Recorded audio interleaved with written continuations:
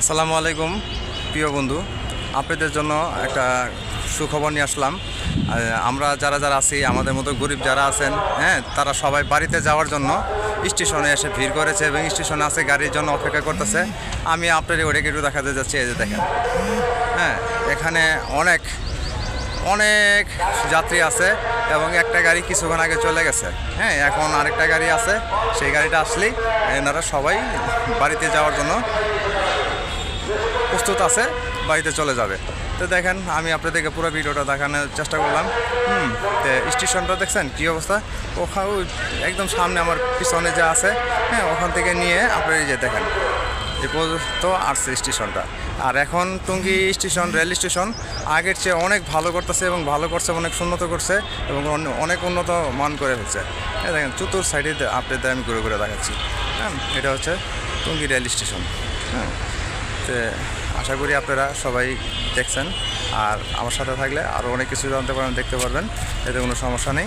তা আমার কাছে এখানে এসে অনেক ভালো লাগছে এবং আমার যখন অনেক সময় খারাপ লাগে তখন আমি মাঝে মধ্যে ওদের সাথে যাই না, এখানে এসে বসে ওদের কিছু সিনারি দেখি এবং অনেক কিছু দেখলে পরে ভালো লাগে, মন কারেকে ফ্রেশ লাগে। সেই জন্যই এখানে মাঝে মধ্যে চলে আসি।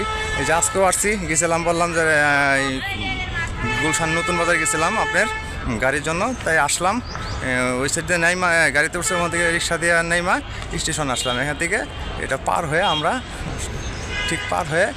এই যে এই সাইন করতে গেছিলাম আমার পিছনে, এই যে এই সাইড দিয়ে একটা গোল রাস্তার মতো করছে, ওই যে সাইড দেখা যায়, এখান থেকে নিয়ে আমরা পার হয়ে যাব ওই সুরাত। তাহলে আমরা টিএনটি বাজার যেতে পারবো এবং ওখান থেকে আমাদের বাসা অল্প একটু। তাই আমি আপনাদের সাথে আমার এই কথাগুলো শেয়ার করলাম।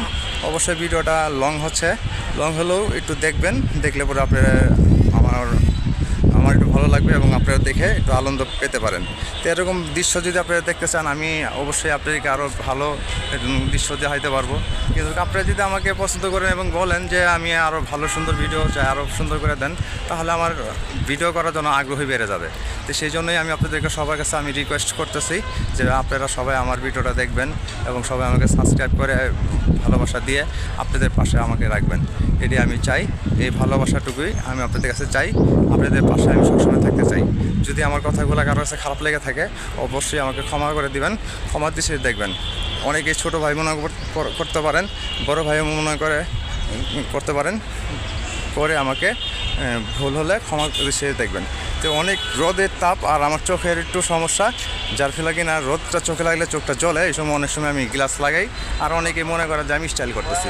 আসলে অ্যাকচুয়ালি আমি বললাম ওই স্টাইলটা আমি করি না, ওটা করি না। সেজন্য আমার